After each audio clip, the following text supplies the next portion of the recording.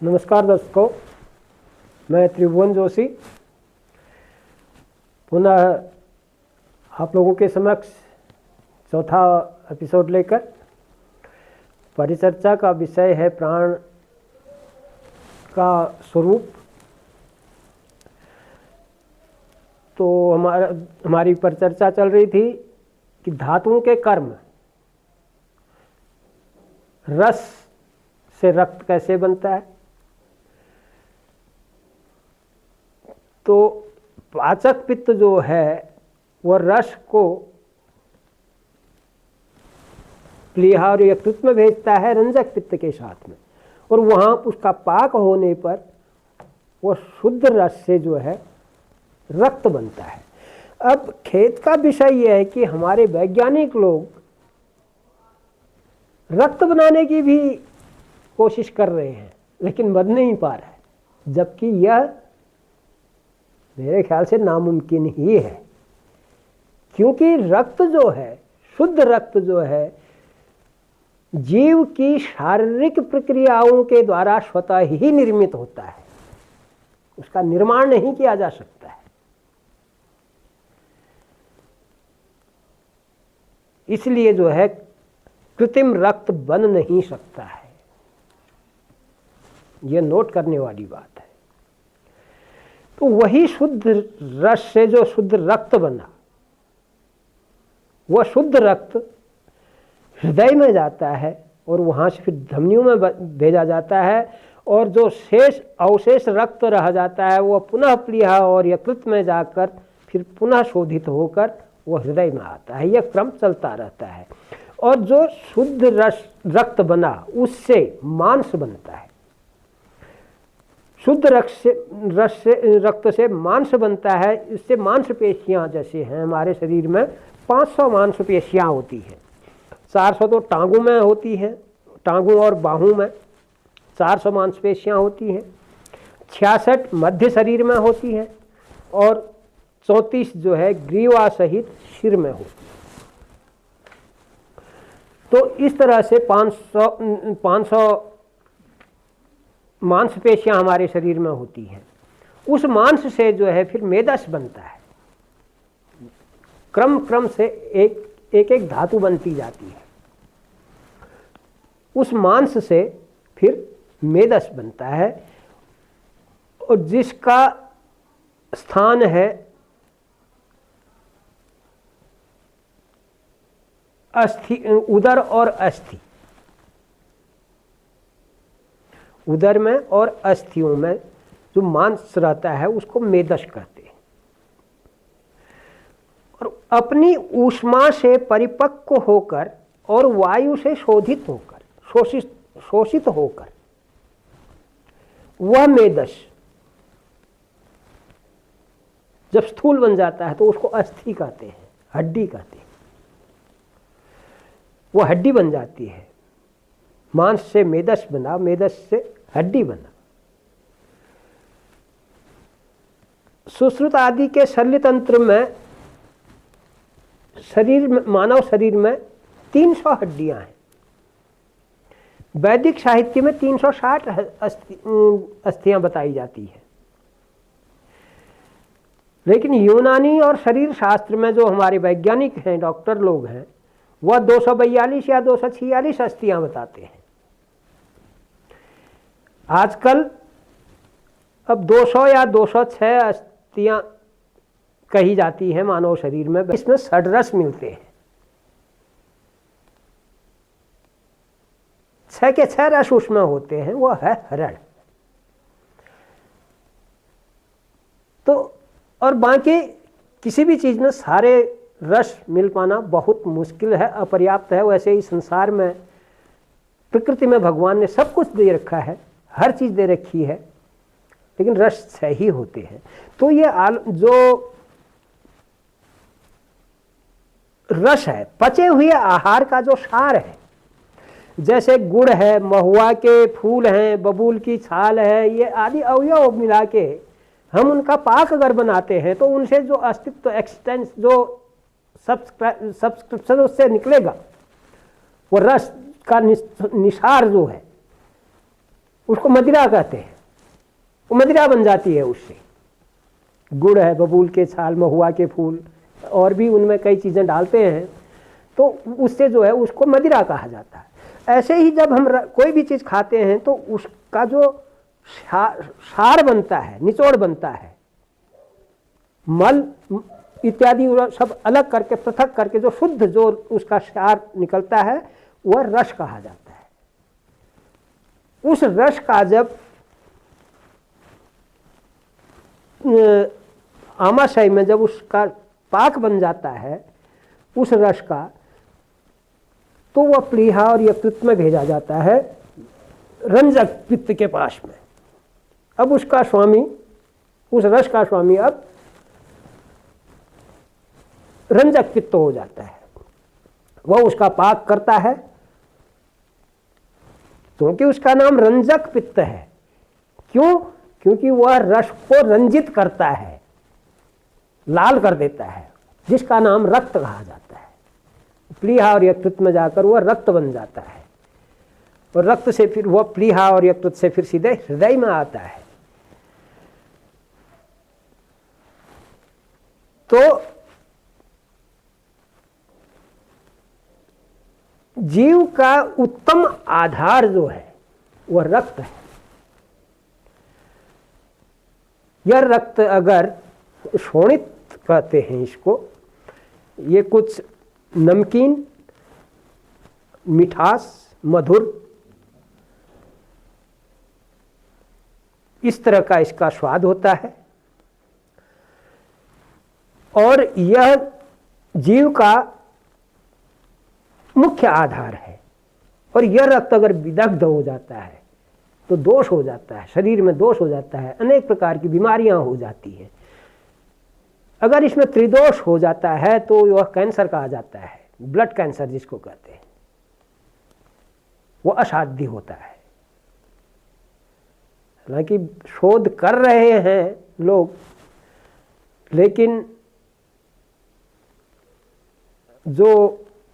जिसको जितना दिन जीना है वो तो कोई जान नहीं सकता है। खैर, हमें कोशिश करनी चाहिए। सर्वे भवन्तु सुखिनः की अवधारणा हमारी होनी चाहिए, सभी जीव आरोग्य रहें।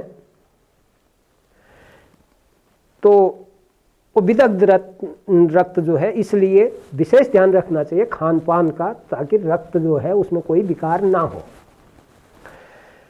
अब शुद्ध रक्त से जो है वह मांस बनता है,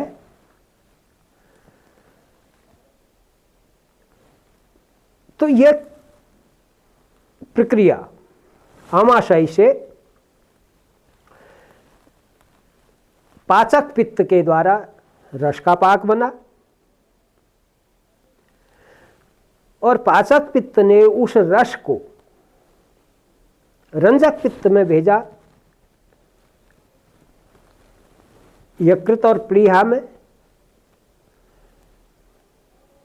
और वहां से उस रस का रक्त बना, रंजित हुआ। वो रंजक पित्त के जरिए से वह रस जो है रंजित हो गया, रक्त हो गया।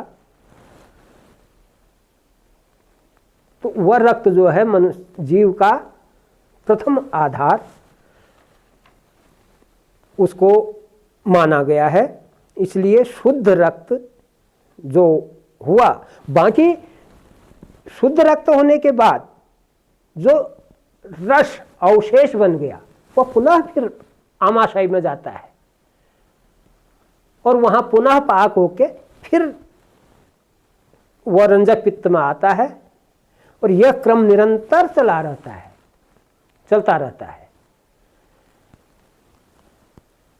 उस शुद्ध रक्त से यकृत और प्लीहा में रंजक पित्त के द्वारा उस शुद्ध रक्त का, नमस्कार श्रोताओं, मैं त्रिभुवन जोशी आप लोगों के समक्ष तीसरा एपिसोड लेकर, परिचर्चा का विषय है प्राण का अस्तित्व क्या है। तो दूसरे एपिसोड पर हम चर्चा कर रहे थे पाचक पित्त की। अब पित्त जो है वो पाचक पित्त का काम क्या है, वो मूल रूप में रस बनाता है। रस को हम कोई भी चीज़ खाते हैं वो रस बनकर पाचक पित्त में जाता है और वहाँ से वह पाक होकर फिर वह रंजक पित्त के साथ में भेजा जाता है। तो रस की परिकल्पना, रस कितने होते हैं, ये हमारे जो पांचवा वेद आयुर्वेद है उसमें रस जो है 6 है। बाजार में हमको अनेकानेक चीज़ें अलग अलग स्वादों में वो मिलती हैं, लेकिन स्वाद जो है वो 6 ही होते हैं। जो रस होते हैं वो 6 ही होते हैं। वो कौन कौन होते हैं? मधुरम्लो पटुस्सैव कटुतिक्ता है कषायकः इत्येता षड्साख्याता नाना द्रव्य समाश्रिता। मधुरम्लो पटुश्चैव कटुतिक्ता कषायकः इत्येता षड्साख्याता नाना द्रव्य समाश्रिता। या तो मधुर होता है, या तो खट्टा होता है अम्ल, या तो मीठा होता है या खट्टा होता है, और पटु तीखा होता है जैसे मिर्ची है। कटु कड़वा होता है, कटु कड़वा, और तिक्त तीता होता है, कषाय को कषैला होता है। मधुर, अम्ल, पटु तीखा, कटु कड़वा, तिक्त तीखा तीता और कषैला। जैसे छाछ है, सुपारी है, ये कषैले होते हैं। जो मीठी चीज़ खाते हैं हम वो मीठा है, ये गुड़ है, चीनी, मिश्री, मिठाइयाँ, ये मधुर है। अम्ल खट्टा है, नींबू है, इमली है, ये जो चीज़ें खट्टी हैं ये अम्ल कहे जाते हैं, जो क्षार बनाती हैं। ये पटु जैसे मिर्ची है, राई है, सरपरा जो होता है तीखा। कटु कड़वा जैसे कड़वा तेल है, सरसों का तेल है, वो कटु कहा जाता है। पटु तिक्ता, कड़वा, तिक्त मतलब तीता, जैसे नीम है, ये तीता होता है। दातुन के तौर पर जैसे उसको लिया जाता है, जैसे नीम को, उसका स्वाद तीता होता है। कषाय को कषैला, सुपारी और मट्ठा इत्यादि छाछ जो है इसका ये कषैले होते हैं। तो ये 6 रसों की उत्पत्ति होती है, ये 6 ही रस होते हैं। रूप परिवर्तन किसी भी तरह से किया जा सकता है, एक द्रव्य के कई रूप बनाए जा सकते हैं। वह षड्रस मुश्किल से ही कई चीज़ों में मिल सकते हैं जिनमें 6 रसों का सम्मिश्रण होता है। सभी एक ही चीज़ में सभी रस मिल जाए, ऐसा है एक हरित की, जिसको हरड़ कहते हैं, हर्रक भी कहते हैं। हरड़ ऐसी चीज़ है उस रक्त से फिर वह उस रक्त को उस रस को वह प्लीहार यकृत में भेजता है, वहां पर रंजक पित्त जो है उसका पाक करता है, फिर वहां पर उसका पाक होता है, वहां से उसका रक्त बनता है, वह हृदय में आता है। वहां से फिर वह साधक पित्त जो है भ्राजक पित्त उसको हृदय से जो है धमनियों में भेजता है, शिराओं में भेजता है। और आलोचक पित्त उसको आंखों तक से, आंखों में जो पीलापन दिखता है तो वह पित्त खराब हो गया, पीला हो गया। वैसे सूक्ष्म तौर पर पित्त का रस हल्का पीला और नीला होता है। और वो विदग्ध हो गया तो वो अति ज़्यादा पीला हो जाता है या लाल, कभी लाल हो जाता है, तो वो विदग्ध हो जाता है, वो मारक हो जाता है, शरीर को जानलेवा भी हो जाता है वो। तो ये इस तरह से पित्त जो है, इसी का नाम प्रदीप्ति कहा जाता है। जो पाचक पित्त होता है उसको प्रदीप्ति कहते हैं। अब ये किस तरह का होता है? नाभि के बाईं तरफ अग्नाशय होता है। उस अग्नाशय में एक चंद्रमंडल है। आयुर्वेद की यह परिकल्पना है, आयुर्वेद में यह बताया गया है कि नाभि के बाईं तरफ थोड़ा सा ऊपर को एक चंद्रमंडल होता है। उस चंद्रमंडल के बीच में एक सूर्यमंडल है। उस सूर्यमंडल के बीच में एक जरायु कहते हैं उसको, झिल्ली सी होती है, उसमें वह पाचक पित्त जो है, जैसे एक कांच के कोश में जला हुआ दीपक लगा दीजिए, ज्योति, अग्नि, उस तरह से वह जरायु से ढका हुआ वह ज्योति होती है, वह अग्नि होती है। उसको बड़े शरीर वाले जैसे हाथी है, उसके शरीर में उसका प्रमाण जौ के बराबर होता है। जौ का बीज होता है, उस प्रमाण का हाथी के शरीर में वह पाचक पित्त होता है, यानी अग्नि होती है।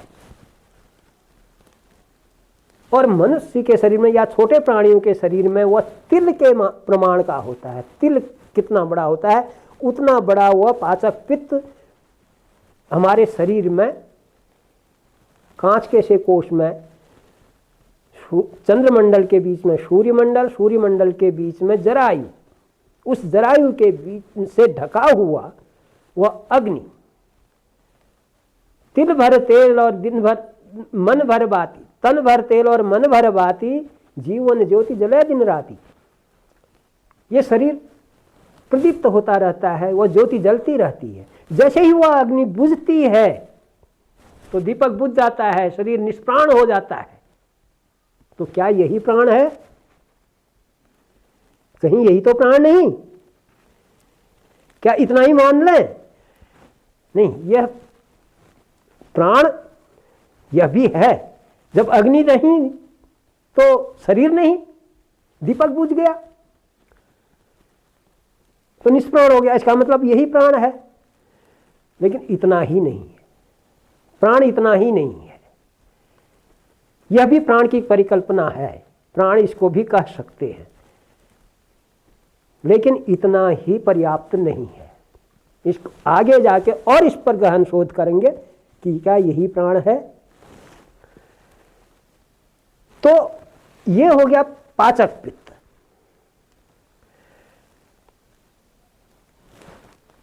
अब ऐसे ही भ्राजक पित्त आता है, वह साधक पित्त आता है, आलोचक, भ्रामक, ये आगे जाके इस पर हम आगे परिचर्चा करेंगे। हमारा अगला एपिसोड देखिएगा।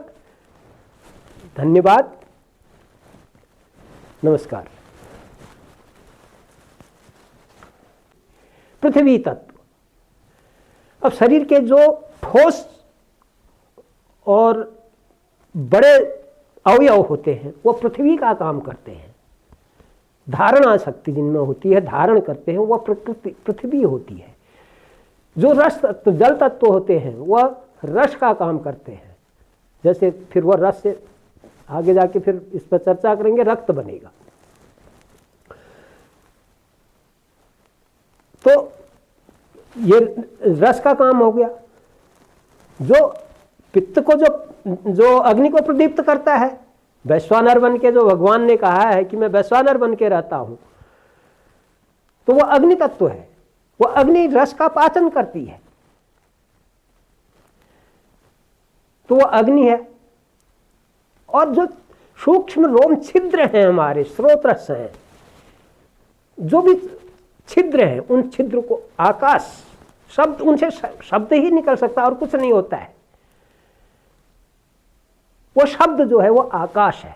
तो ये पांच तत्व जो इनसे प्रकृति का निर्माण हुआ, शरीर का निर्माण हुआ।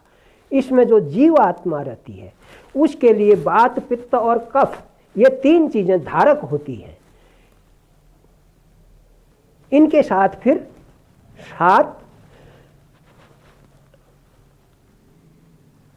जो बात के बाद माफ कीजिएगा पित्त का नंबर आता है। ये पित्त जो है क्या है? पित्त जो है 5 प्रकार का होता है। पाचक पित्त जो आमाशय में रहता है, अग्नाशय जिसको कहते हैं, अग्नाशय में रहता है पाचक पित्त, और रंजक पित्त जो है यकृत और प्लीहा में रहता है। वैसे तो पित्त पूरे शरीर में रहता है, हर शरीर में जो कोई भी धातु है, कोई भी चीज है, कोई भी धातु है, वह शरीर सर्वस्त्र रहता है, पूरे शरीर में रहता है। लेकिन मुख्य रूप से हर पित्त का अपना अपना स्थान होता है। जैसे कफ का स्थान होता है, ये आगे जाके पर चर्चा करेंगे इस पर। जैसे वायु का हमने बताया, नाभि से नीचे अधोवायु उसको कहते हैं, अपान वायु। हृदय में प्राण वायु, हृदय गले से नीचे को प्राण वायु रहती है। अपान, व्यान, उदान, समान, इस तरह से जो वायु रहती है, वैसे ही पित्त भी अलग अलग स्थानों पर उसका स्थान है। 5 प्रकार का पित्त होता है: पाचक, रंजक, साधक, आलोचक और भ्राजक। पाचक पित्त जो है वो अग्नाशय में रहता है। रंजक पित्त यकृत और प्लीहा में रहता है। आलोचक पित्त आंखों में रहता है। साधक पित्त जो है सिर के अंदर रहता है। और भ्राजक पित्त जो है ये सर्व शरीरस्थ होता है, पूरे शरीर में रहता है। तो पाचक पित्त जो है वह मुख्य है, वो अग्नाशय में रहता है। अब इसका स्वरूप क्या है?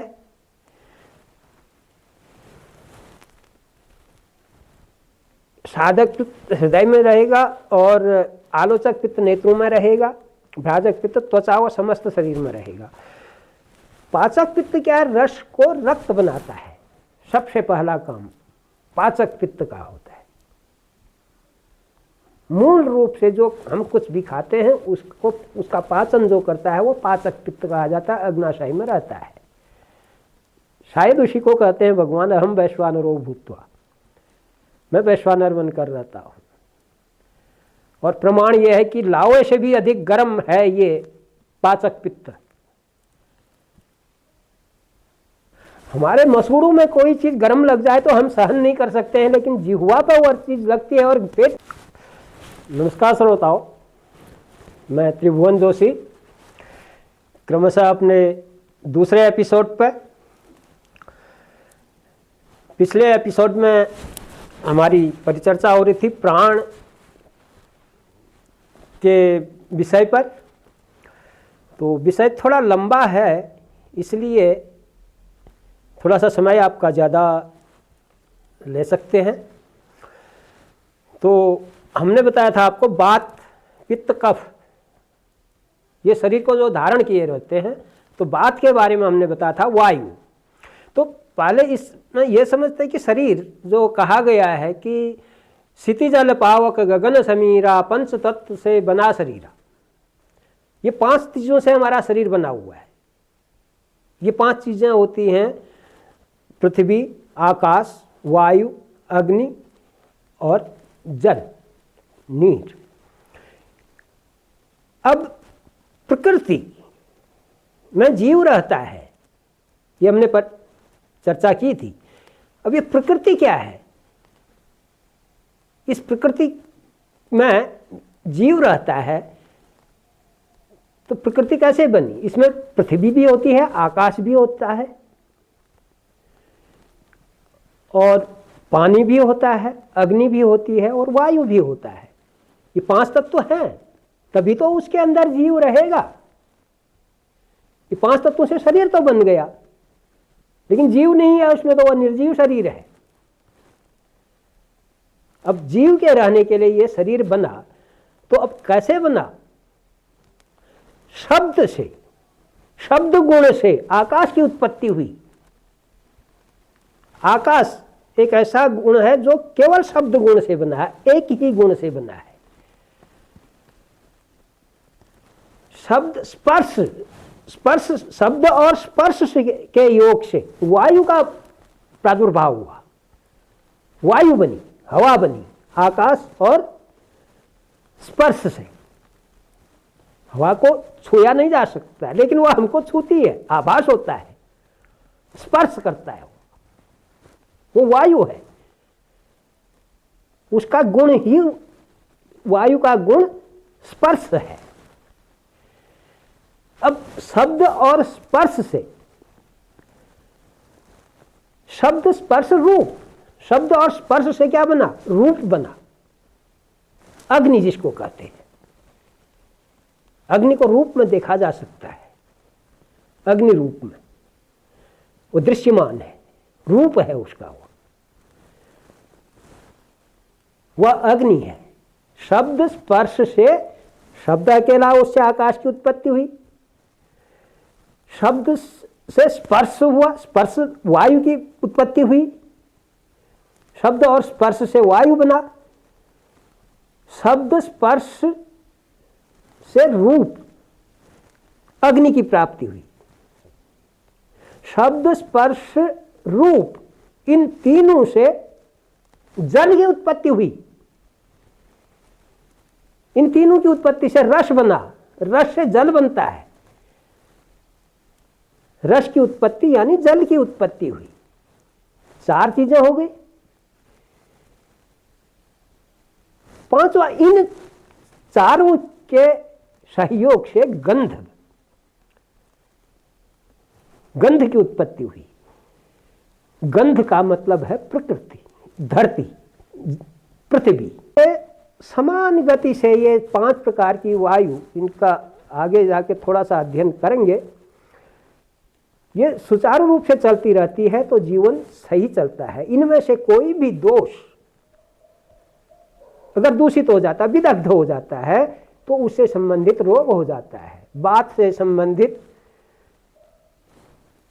वायु से संबंधित, कफ से संबंधित या पित्त से संबंधित। वैद्य जी इसी तरह से नाड़ी परीक्षण भी करते हैं। नाड़ी धत्ते मरुत्कोपे जलोका सर्पयो गतिम कुलिंग काकमंडू का पित्तम गतिम पित्तस्य कोपतः। तो इस तरह से अलग अलग नाड़ियों के मतलब इंगला पिंगला सुषमना जिनको कहते हैं, वो बात पित्त काफी ही होती है। करस्य अंगुष्ठा मूले धमनी जीव साक्षिणी कहा गया है। ये कर कि अंगुष्ठ के नीचे जो धमनी होती है वो जीव की साक्षिणी होती है।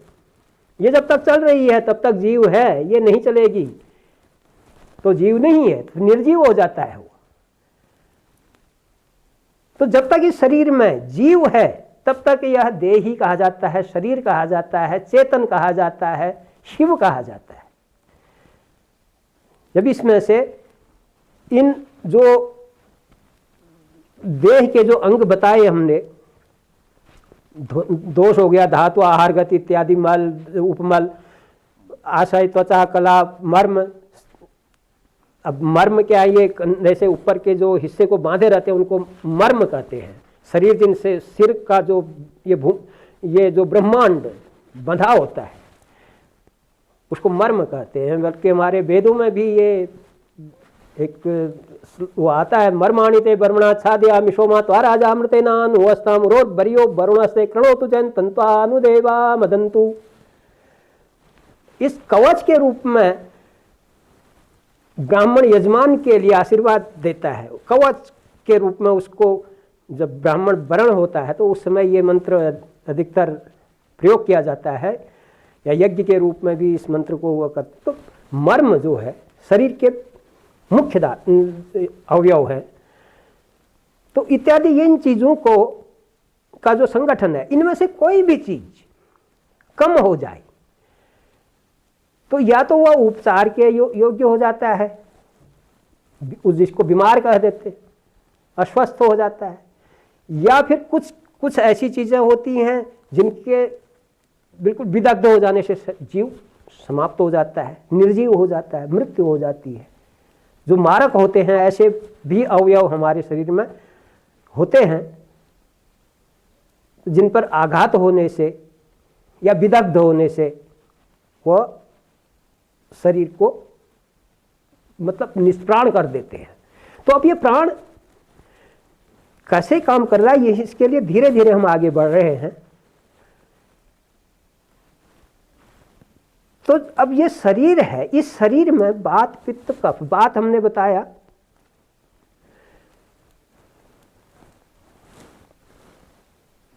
जो नाभि से नीचे इस बात का आश्रय है। वैसे तो वायु जो है पूरे शरीर में सर्वस्त्र रहती है,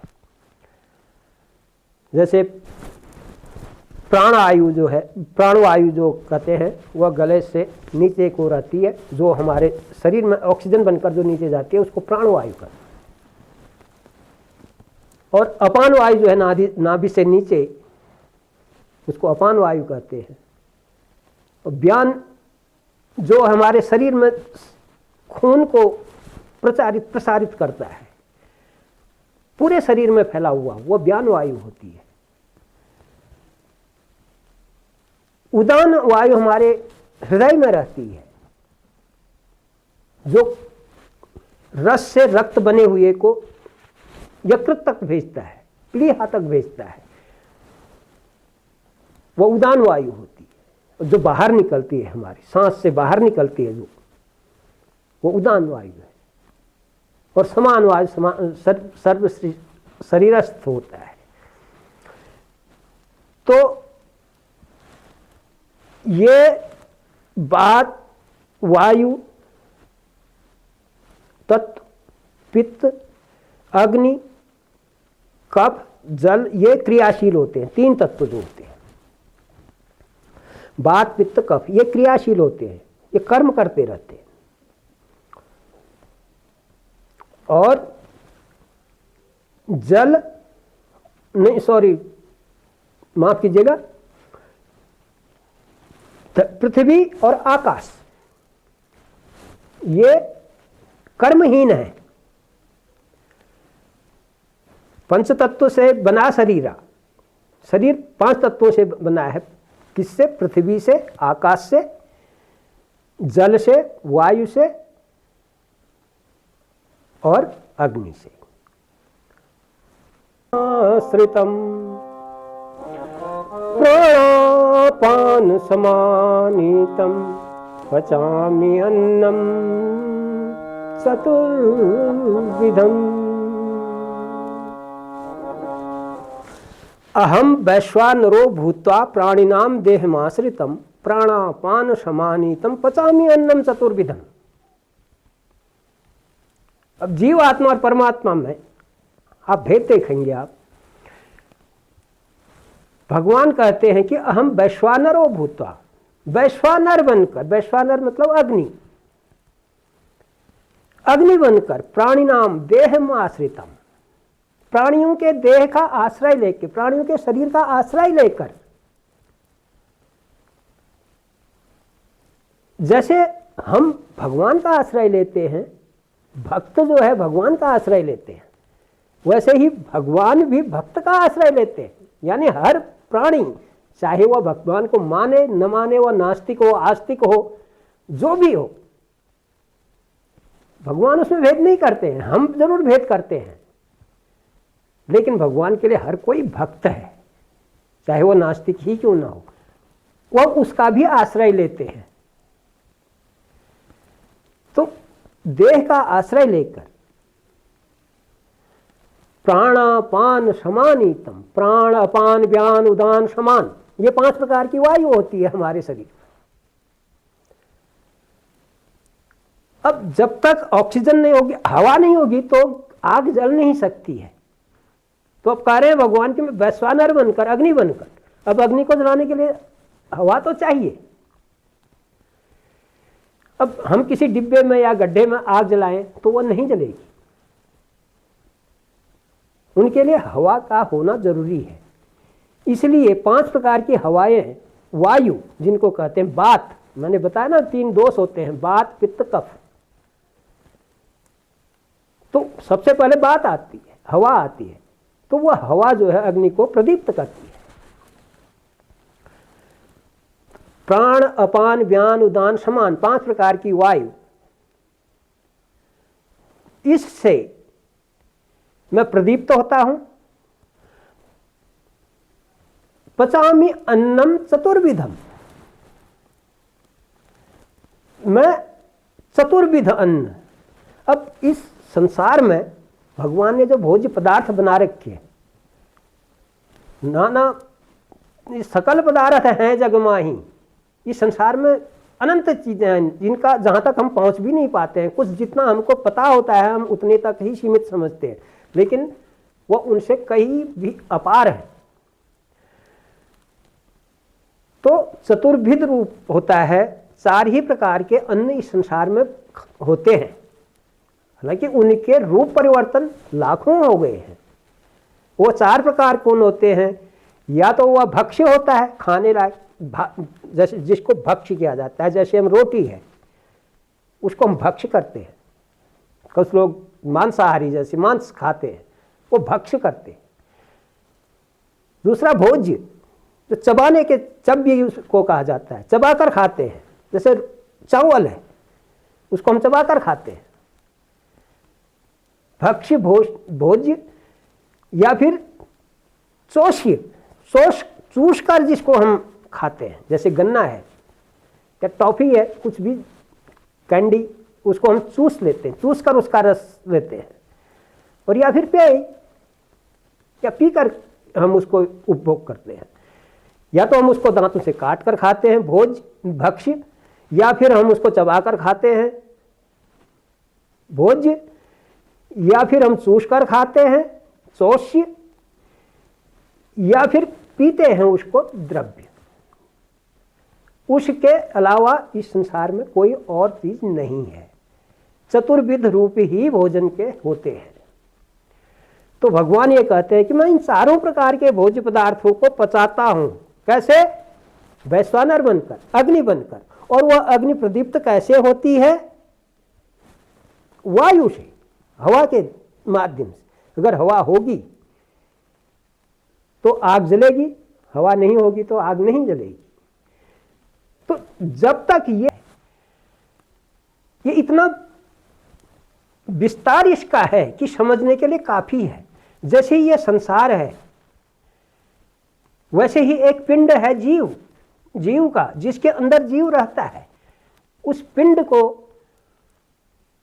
हम शरीर कहते हैं। तो प्रकृति जो है वह निष्क्रिय है, कर्महीन है, चेतनाहीन है। सतोर प्रकृति के 3 गुण होते हैं, सतोगुण, रजोगुण और तमोगुण। इन 3 गुणों से युक्त होती है प्रकृति।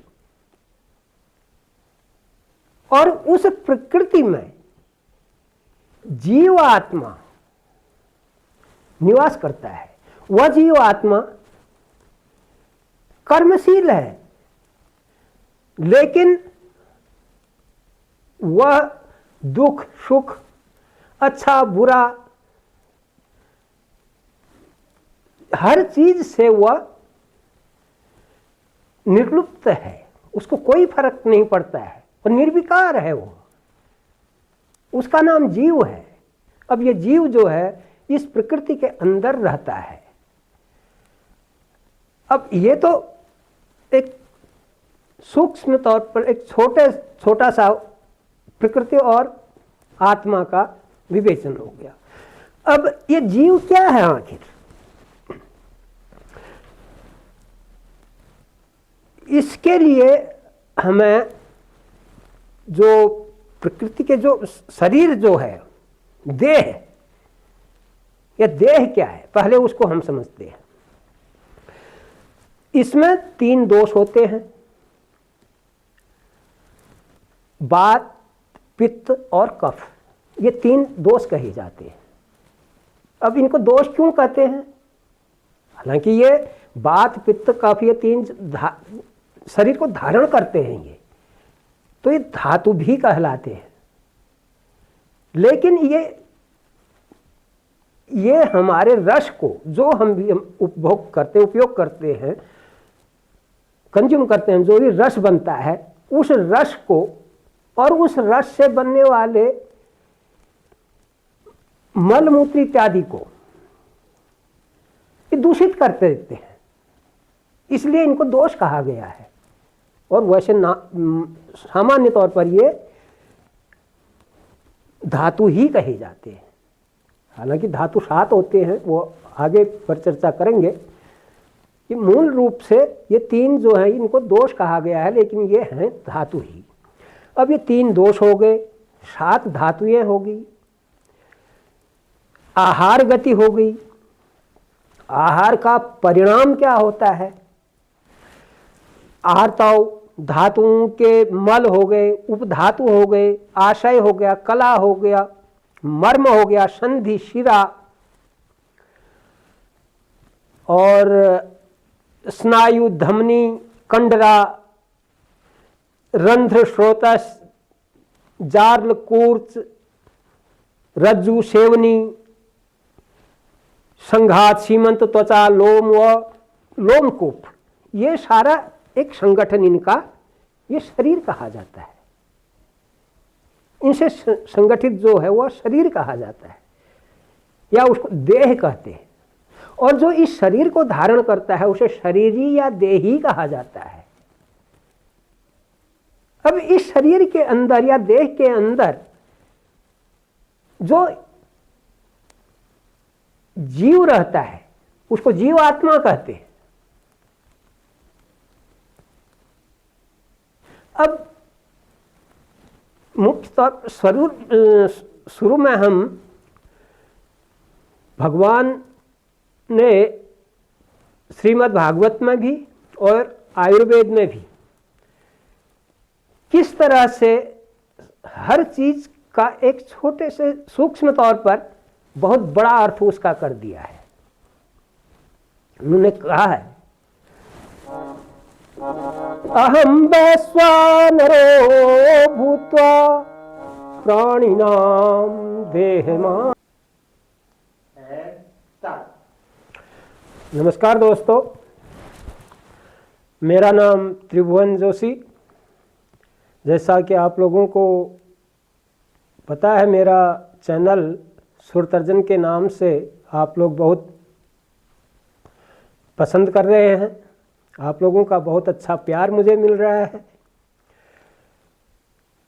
कुछ लोगों के विशेष आग्रह पर कि मैं किसी विषय पर आप लोगों से परिचर्चा करूं इस चैनल के माध्यम से, तो इसलिए मैं आप लोगों के समक्ष प्रस्तुत हुआ हूं। मैंने आज का विषय रखा है परिचर्चा के लिए कि जीव या प्राण, ये प्राण का अस्तित्व क्या है। अभी हमारे कुछ वैज्ञानिक जो हैं प्राण के लिए शोध पर लगे हुए हैं कि ये प्राण है क्या, इसका अस्तित्व क्या है, और वो खोज नहीं पा रहे हैं। तो अपनी स्वल्प बुद्धि से जितना मुझे इस बारे में ज्ञात है वो मैं आप लोगों के सामने साझा करना चाह रहा हूं। ये कोई मेरी मनगढ़ंत या काल्पनिक प्रवंचना नहीं है, इसका आधार है आयुर्वेद। आयुर्वेद में प्राण का स्पष्टीकरण कहीं पर प्रत्यक्ष उसको दर्शाया नहीं गया है, लेकिन आधार सूत्र उसको मानकर प्राण क्या है इसको समझने और आपको समझाने की मैं कोशिश करता हूं। आशा है कि आप लोगों को ये परिचर्चा इस पर बहुत पसंद आएगी। एक जिज्ञासा आप लोगों की बनी रहेगी कि प्राण वास्तव में है या नहीं है, क्या है ये प्राण। इसलिए आप लोग कृपया इस पर विशेष मनन करें। और सबसे पहले अगर आप लोगों ने मेरा चैनल सब्सक्राइब नहीं किया है तो इसे अवश्य सब्सक्राइब कर लें, ताकि मेरी हर परिचर्चाएं, भजन, गजल, जो मुझसे वीडियो बन पा रहे हैं वह आप लोगों तक नोटिफाई हो सके। तो परिचर्चा करते हैं, आखिर ये प्राण है क्या। तो इसके लिए विषय बहुत गहन है, इसलिए जो है हमें सबसे पहले ये समझना होगा कि जीव क्या है, प्रकृति क्या है। जीव और प्रकृति के बीच जो कड़ी है उसको बांधे कौन रहता है, क्या वही प्राण है। तो इससे सबसे पहले हमको समझना पड़ेगा कि आत्मा क्या है। आत्मा जिसको कहते हैं चेतना, चेतन जो है, जीव आत्मा जिसको कहते हैं, हमारे शरीर में जीव आत्मा का निवास होता है। जीव आत्मा और परमात्मा, ये परमात्मा और जीव आत्मा, क्या ये दोनों अलग हैं या एक ही है। अब जैसे ये समझिए कि प्रकृति और आत्मा दो अलग अलग चीजें हैं। आत्मा निवास करती है प्रकृति में, और वो प्रकृति क्या है। जैसे ये समझिए कि समुद्र है, समुद्र प्रकृति है, उसमें जलचर रहते हैं, जल जीव रहते हैं उसमें। समुद्र के अंदर जलचर ही रहते हैं, जीव ही रहते हैं। ऐसे ही यह प्रकृति जो संसार है दिख रहा है। नमस्कार श्रोताओं, मैं त्रिभुवन जोशी आप लोगों के समक्ष तीसरा एपिसोड लेकर, परिचर्चा का विषय है प्राण का अस्तित्व क्या है। तो दूसरे एपिसोड पर हम चर्चा कर रहे थे पाचक पित्त की। अब पित्त जो है वो पाचक पित्त का काम क्या है, वो मूल रूप में रस बनाता है। रस को हम कोई भी चीज़ खाते हैं वह रस बनकर पाचक पित्त में जाता है, और वहाँ से वह पाक होकर फिर वह रंजक पित्त के साथ में भेजा जाता है। तो रस की परिकल्पना, रस कितने होते हैं, ये हमारे जो पांचवा वेद आयुर्वेद है उसमें रस जो है 6 है। अब बाजार में हमको अनेकानेक चीज़ें अलग अलग स्वादों में वो मिलती हैं, लेकिन स्वाद जो है वो 6 ही होते हैं। जो रस होते हैं वो 6 ही होते हैं। वो कौन कौन होते हैं? मधुरम्लो पटुस्सैव कटुतिक्ता है कषायकः इत्येता षड्साख्याता नाना द्रव्य समाश्रिता। मधुरम्लो पटुश्चैव कटुतिक्ता कषायकः इत्येता षड्साख्याता नाना द्रव्य समाश्रिता। या तो मधुर होता है, या तो खट्टा होता है अम्ल, या तो मीठा होता है या खट्टा होता है, और पटु तीखा होता है जैसे मिर्ची है। कटु कड़वा होता है, कटु कड़वा, और तिक्त तीता होता है, कषाय को कषैला होता है। मधुर, अम्ल, पटु तीखा, कटु कड़वा, तिक्त तीखा तीता, और कसैला, जैसे छाछ है, सुपारी है, ये कसैले होते हैं। जो मीठी चीज़ खाते हैं वो मीठा है, ये गुड़ है, चीनी, मिश्री, मिठाइयाँ, ये मधुर है। अम्ल खट्टा है, नींबू है, इमली है, ये जो चीज़ें खट्टी हैं ये अम्ल कहे जाते हैं, जो क्षार बनाती हैं। ये पटु जैसे मिर्ची है, राई है, सरपराजू होता है, तीखा। कटु कड़वा, जैसे कड़वा तेल है, सरसों का तेल है, वो कटु कहा जाता है। पटु तिक्ता, कड़वा, तिक्त मतलब तीता, जैसे नीम है, ये तीता होता है। दातुन के तौर पर जैसे उसको लिया जाता है, जैसे नीम को, उसका स्वाद तीता होता है।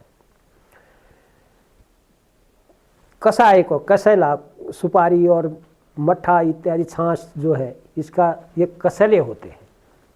तो ये 6 रसों की उत्पत्ति होती है, ये 6 ही रस होते हैं। रूप परिवर्तन किसी भी तरह से किया जा सकता है, एक द्रव्य के कई रूप बनाए जा सकते हैं। वह षड्रस मुश्किल से ही कई चीज़ों में मिल सकते हैं जिनमें 6 रसों का सम्मिश्रण होता है। सभी एक ही चीज़ में सभी रस मिल जाए, ऐसा है एक हरित की, जिसको हरड़ कहते हैं, हर्रक भी कहते हैं। हरड़ ऐसी चीज़ है। नमस्कार श्रोताओं, मैं त्रिभुवन जोशी क्रमशः अपने दूसरे एपिसोड पर।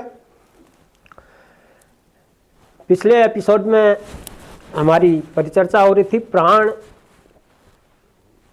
के विषय पर। तो विषय थोड़ा लंबा है, इसलिए थोड़ा सा समय आपका ज़्यादा ले सकते हैं। तो हमने बताया था आपको वात, पित्त, कफ, ये शरीर को जो धारण किए रहते हैं। तो वात के बारे में हमने बताया था वायु। तो पहले इसमें यह समझते हैं कि शरीर जो कहा गया है कि क्षिति जल पावक गगन समीरा पंच तत्व से बना शरीरा, ये 5 चीज़ों से हमारा शरीर बना हुआ है। ये 5 चीज़ें होती हैं: पृथ्वी, आकाश, वायु, अग्नि और जल, नीर। अब प्रकृति में जीव रहता है, ये हमने पर चर्चा की थी। अब ये प्रकृति क्या है? इस प्रकृति में जीव रहता है, तो प्रकृति कैसे बनी? इसमें पृथ्वी भी होती है, आकाश भी होता है, और पानी भी होता है, अग्नि भी होती है, और वायु भी होता है। ये 5 तत्व हैं, तभी तो उसके अंदर जीव रहेगा।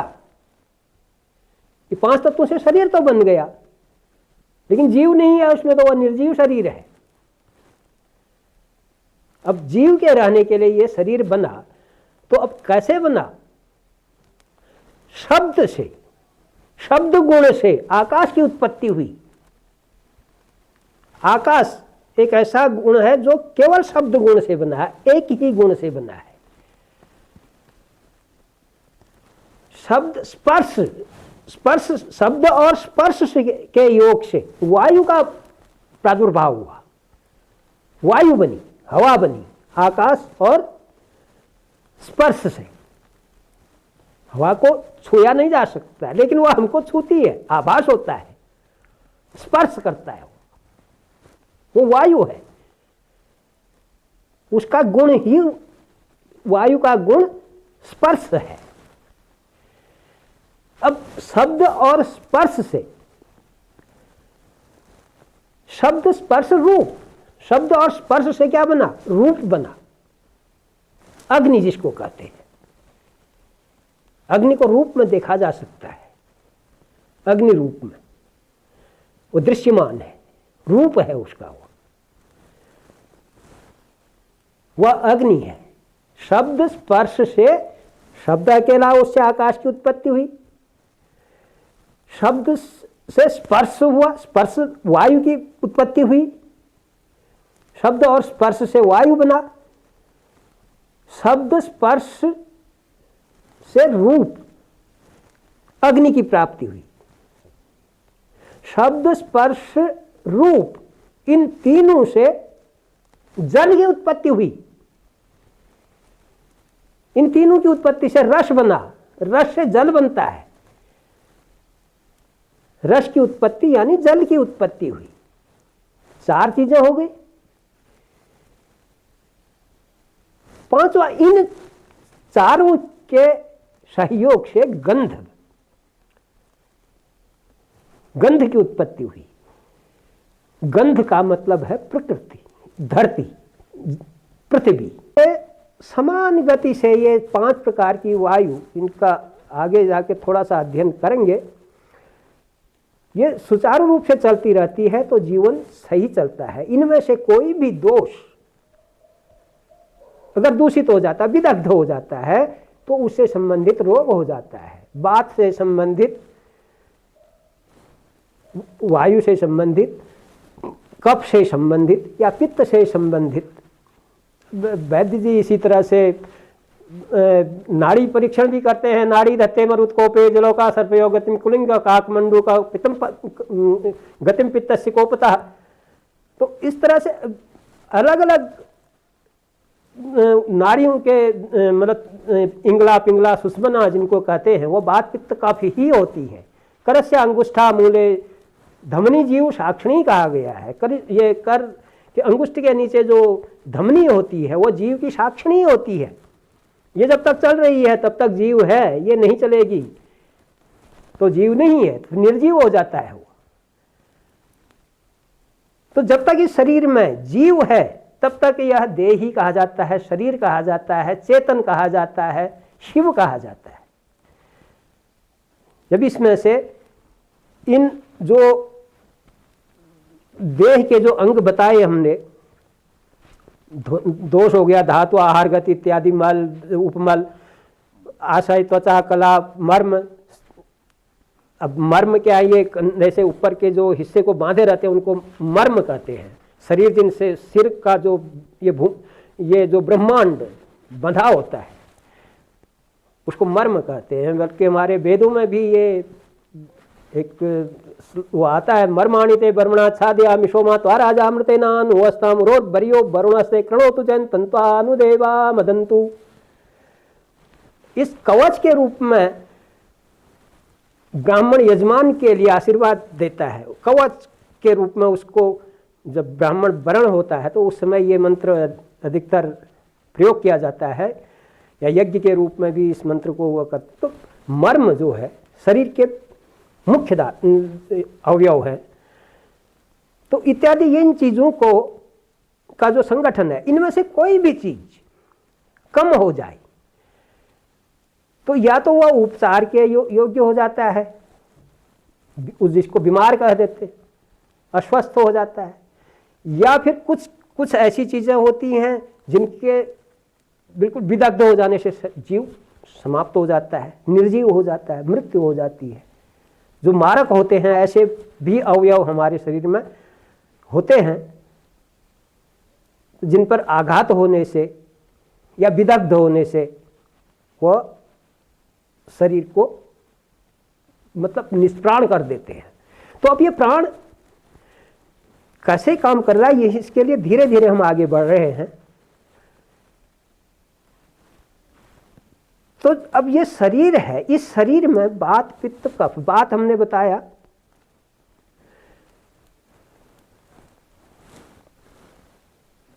जो नाभि से नीचे इस बात का आश्रय है। वैसे तो वायु जो है पूरे शरीर में सर्वस्त्र रहती है। जैसे प्राणवायु जो है, प्राणवायु जो कहते हैं, वह गले से नीचे को रहती है, जो हमारे शरीर में ऑक्सीजन बनकर जो नीचे जाती है उसको प्राणवायु कहते हैं। और अपान वायु जो है नाभि से नीचे, उसको अपान वायु कहते हैं। और व्यान जो हमारे शरीर में खून को प्रसारित करता है, पूरे शरीर में फैला हुआ, वो व्यान वायु होती है। उदान वायु हमारे हृदय में रहती है,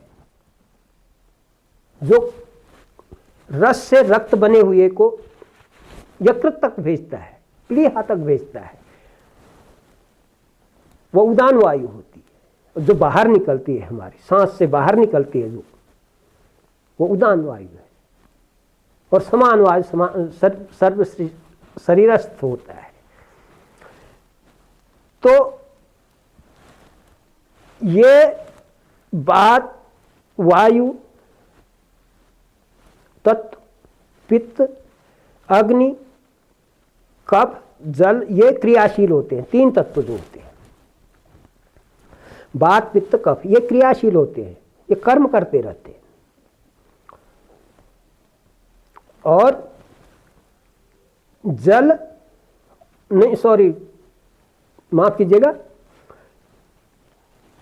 पृथ्वी और आकाश ये कर्महीन है। पंच तत्व से बना शरीर 5 तत्वों से बना है। किससे? पृथ्वी से, आकाश से, जल से, वायु से और अग्नि से। आश्रितम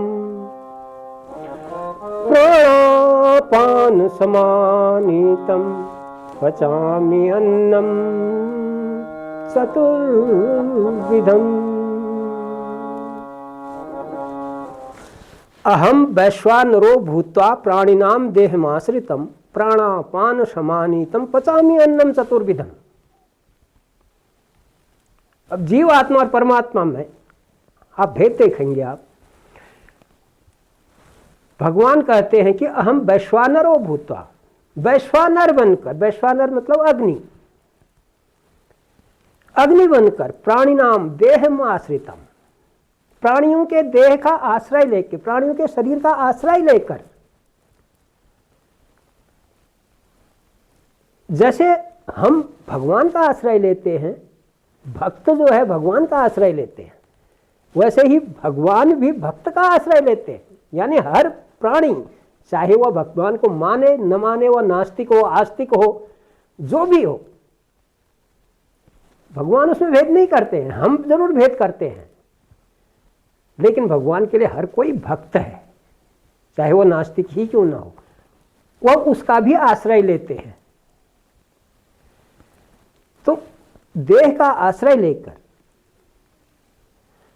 प्राणापान समानीतम, प्राण, अपान, व्यान, उदान, समान, ये 5 प्रकार की वायु होती है हमारे शरीर में। अब जब तक ऑक्सीजन नहीं होगी, हवा नहीं होगी, तो आग जल नहीं सकती है। तो अब कह रहे हैं भगवान कि मैं वैश्वानर बनकर, अग्नि बनकर, अब अग्नि को जलाने के लिए हवा तो चाहिए। अब हम किसी डिब्बे में या गड्ढे में आग जलाएं तो वह नहीं जलेगी, उनके लिए हवा का होना जरूरी है। इसलिए 5 प्रकार की हवाएं, वायु जिनको कहते हैं, वात, मैंने बताया ना 3 दोष होते हैं, वात, पित्त, कफ। तो सबसे पहले वात आती है, हवा आती है। तो वह हवा जो है अग्नि को प्रदीप्त करती है। प्राण, अपान, व्यान, उदान, समान, 5 प्रकार की वायु, इससे मैं प्रदीप्त होता हूं।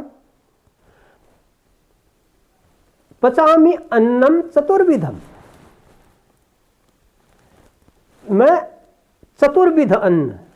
अब इस संसार में भगवान ने जो भोज्य पदार्थ बना रखे हैं, नाना सकल पदार्थ हैं जगमाही, इस संसार में अनंत चीजें हैं जिनका जहां तक हम पहुंच भी नहीं पाते हैं। कुछ जितना हमको पता होता है हम उतने तक ही सीमित समझते हैं, लेकिन वह उनसे कहीं भी अपार है।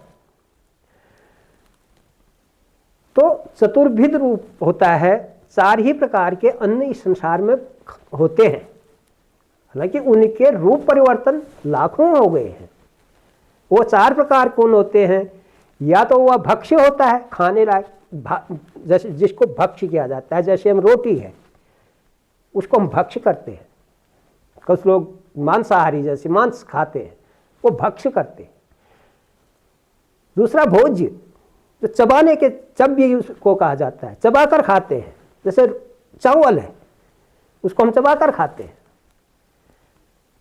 भक्ष्य भोज्य या फिर चोष्य, चूस कर जिसको हम खाते हैं, जैसे गन्ना है या टॉफी है, कुछ भी कैंडी, उसको हम चूस लेते हैं, चूस कर उसका रस लेते हैं। और या फिर पेय या पीकर हम उसको उपभोग करते हैं। या तो हम उसको दांतों से काट कर खाते हैं, भोज भक्ष्य, या फिर हम उसको चबाकर खाते हैं, भोज्य, या फिर हम चूस कर खाते हैं, चोष्य, या फिर पीते हैं उसको, द्रव्य। उसके अलावा इस संसार में कोई और चीज नहीं है। चतुर्विध रूप ही भोजन के होते हैं। तो भगवान ये कहते हैं कि मैं इन चारों प्रकार के भोज्य पदार्थों को पचाता हूं। कैसे? वैश्वानर बनकर, अग्नि बनकर। और वह अग्नि प्रदीप्त कैसे होती है? वायु से, हवा के माध्यम से। अगर हवा होगी तो आग जलेगी, हवा नहीं होगी तो आग नहीं जलेगी। तो जब तक ये इसमें षड्रस मिलते हैं, 6 के 6 रस उसमें होते हैं, वो है हरण। तो और बाकी किसी भी चीज में सारे रस मिल पाना बहुत मुश्किल है, अपर्याप्त है। वैसे ही संसार में, प्रकृति में भगवान ने सब कुछ दे रखा है, हर चीज दे रखी है, लेकिन रस 6 ही होते हैं। तो ये जो रस है, पचे हुए आहार का जो सार है, जैसे गुड़ है, महुआ के फूल हैं, बबूल की छाल है, ये आदि अवयव मिला के हम उनका पाक अगर बनाते हैं तो उनसे जो अस्तित्व, एक्सटेंस, जो सब्सक्रिप्शन उससे निकलेगा, वो रस का निसार जो है, उसको मदिरा कहते हैं। वो मदिरा बन जाती है उससे। गुड़ है, बबूल के छाल, महुआ के फूल, और भी उनमें कई चीजें डालते हैं, तो उससे जो है उसको मदिरा कहा जाता है। ऐसे ही जब हम कोई भी चीज खाते हैं तो उसका जो सार बनता है, निचोड़ बनता है, मल इत्यादि सब अलग करके, पृथक करके जो शुद्ध जो उसका सार निकलता है, वह रस कहा जाता है। उस रस का जब आमाशय में जब उसका पाक बन जाता है उस रस का, तो वह प्लीहा और यकृत में भेजा जाता है रंजक पित्त के पास में। अब उसका स्वामी, उस रस का स्वामी अब रंजक पित्त हो जाता है। वह उसका पाक करता है, क्योंकि उसका नाम रंजक पित्त है। क्यों? क्योंकि वह रस को रंजित करता है, लाल कर देता है, जिसका नाम रक्त कहा जाता है। प्लीहा और यकृत में जाकर वह रक्त बन जाता है, और रक्त से फिर वह प्लीहा और यकृत से फिर सीधे हृदय में आता है। तो जीव का उत्तम आधार जो है वह रक्त है। यह रक्त अगर शोणित कहते हैं इसको, ये कुछ नमकीन, मिठास, मधुर, इस तरह का इसका स्वाद होता है। और यह जीव का मुख्य आधार है। और यह रक्त अगर विदग्ध हो जाता है तो दोष हो जाता है, शरीर में दोष हो जाता है, अनेक प्रकार की बीमारियां हो जाती हैं। अगर इसमें त्रिदोष हो जाता है तो वह कैंसर कहा जाता है, ब्लड कैंसर जिसको कहते हैं, वो असाध्य होता है। हालांकि शोध कर रहे हैं लोग, लेकिन जो जिसको जितना जीना है वो तो कोई जान नहीं सकता है।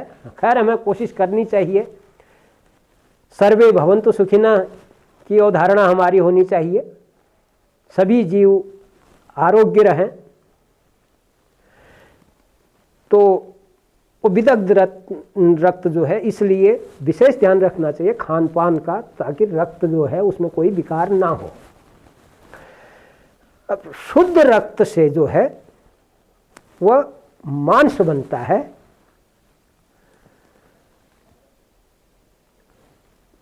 तो यह प्रक्रिया आमाशय से पाचक पित्त के द्वारा रस का पाक बना, और पाचक पित्त ने उस रस को रंजक पित्त में भेजा, यकृत और प्लीहा में, और वहां से उस रस का रक्त बना, रंजित हुआ। वो रंजक पित्त के जरिए से वह रस जो है रंजित हो गया, रक्त हो गया। तो वह रक्त जो है मनुष्य जीव का प्रथम आधार उसको माना गया है, इसलिए शुद्ध रक्त जो हुआ, बाकी शुद्ध रक्त होने के बाद जो रस अवशेष बन गया वह पुनः फिर आमाशय में जाता है, और वहां पुनः पाक होके फिर वह रंजक पित्त में आता है, और यह क्रम निरंतर चलता रहता है। उस शुद्ध रक्त से यकृत और प्लीहा में रंजक पित्त के द्वारा उस शुद्ध रक्त का, नमस्कार श्रोताओं, मैं त्रिभुवन जोशी क्रमशः अपने दूसरे एपिसोड पर, पिछले एपिसोड में हमारी परिचर्चा हो रही थी प्राण के विषय पर। तो विषय थोड़ा लंबा है, इसलिए थोड़ा सा समय आपका ज़्यादा ले सकते हैं। तो हमने बताया था आपको वात, पित्त, कफ ये शरीर को जो धारण किए रहते हैं, तो वात के बारे में हमने बताया था वायु। तो पहले इसमें यह समझते हैं कि शरीर जो कहा गया है कि क्षिति जल पावक गगन समीरा पंच तत्व से बना शरीरा, ये 5 चीज़ों से हमारा शरीर बना हुआ है। ये 5 चीज़ें होती हैं पृथ्वी, आकाश, वायु, अग्नि और जल, नीर। अब प्रकृति में जीव रहता है, ये हमने पर चर्चा की थी। अब ये प्रकृति क्या है? इस प्रकृति में जीव रहता है, तो प्रकृति कैसे बनी? इसमें पृथ्वी भी होती है, आकाश भी होता है, और पानी भी होता है, अग्नि भी होती है, और वायु भी होता है। ये 5 तत्व हैं, तभी तो उसके अंदर जीव रहेगा। ये 5 तत्वों से शरीर तो बन गया, लेकिन जीव नहीं है उसमें, तो वह निर्जीव शरीर है। अब जीव के रहने के लिए ये शरीर बना, तो अब कैसे बना? शब्द से, शब्द गुण से आकाश की उत्पत्ति हुई। आकाश एक ऐसा गुण है जो केवल शब्द गुण से बना है, एक ही गुण से बना है। शब्द स्पर्श, स्पर्श शब्द और स्पर्श के योग से वायु का प्रादुर्भाव हुआ, वायु बनी, हवा बनी, आकाश और स्पर्श से। हवा को छुआ नहीं जा सकता, लेकिन वह हमको छूती है, आभास होता है, स्पर्श करता है, वो वायु है। उसका गुण ही, वायु का गुण स्पर्श है।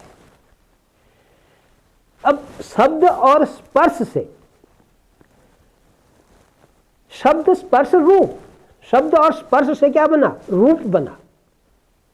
अग्नि जिसको कहते हैं, अग्नि को रूप में देखा जा सकता है, अग्नि रूप में, वो दृश्यमान है, रूप है उसका,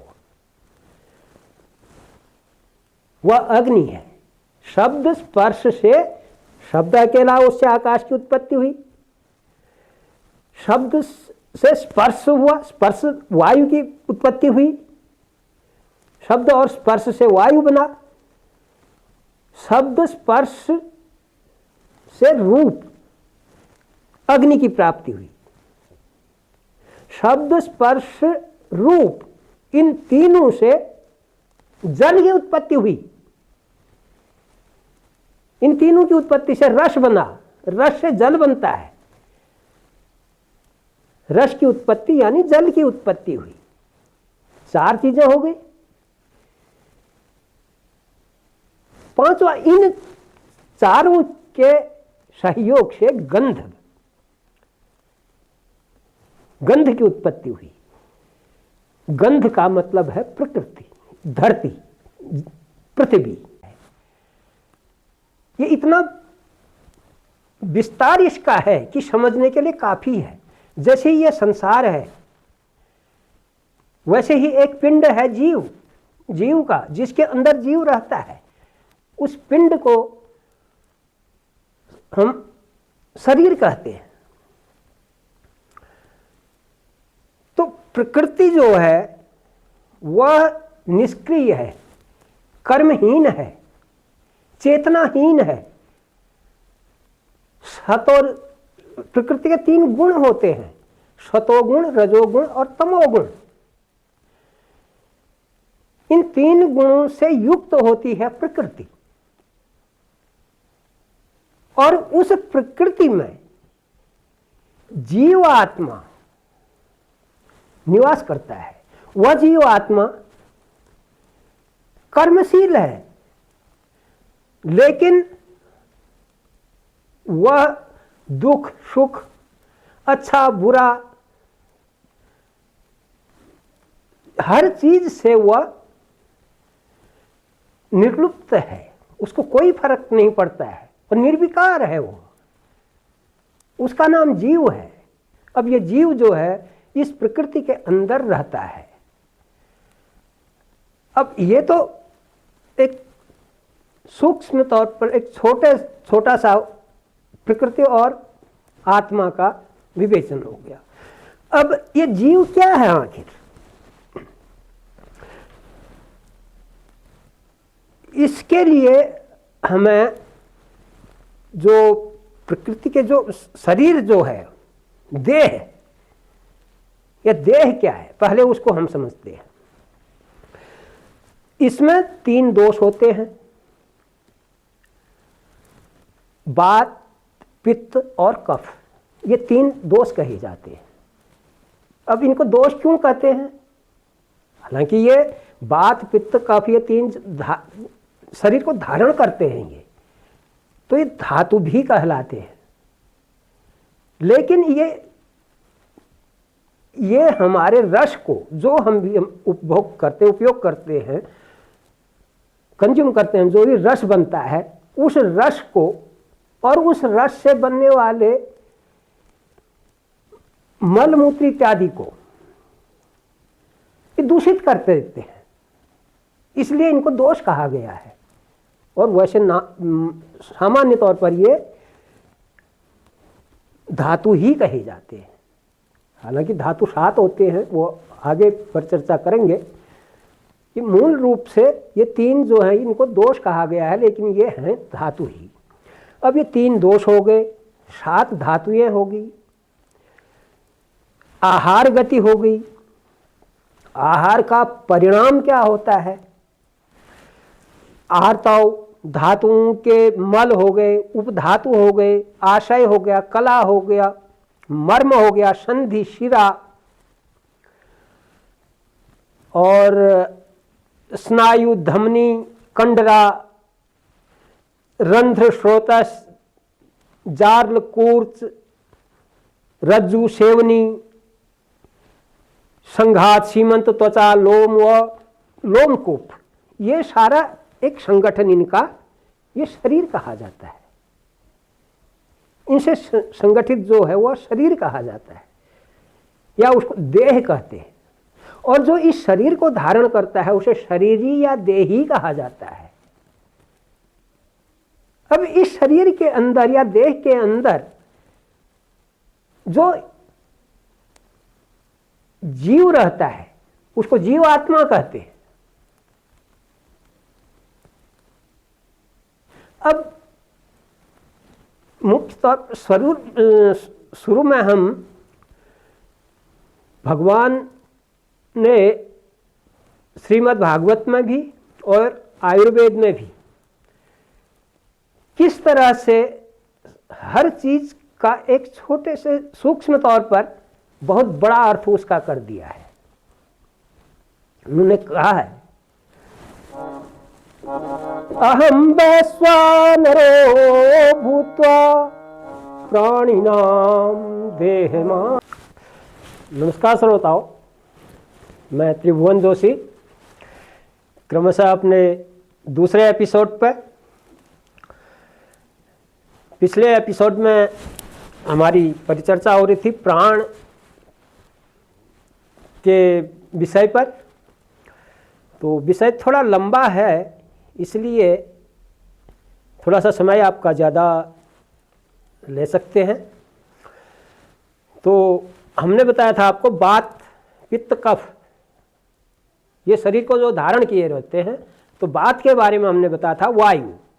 तो पहले इसमें यह समझते हैं कि शरीर जो कहा गया है कि क्षिति जल पावक गगन समीरा पंच तत्व से बना शरीरा, ये 5 चीज़ों से हमारा शरीर बना हुआ है।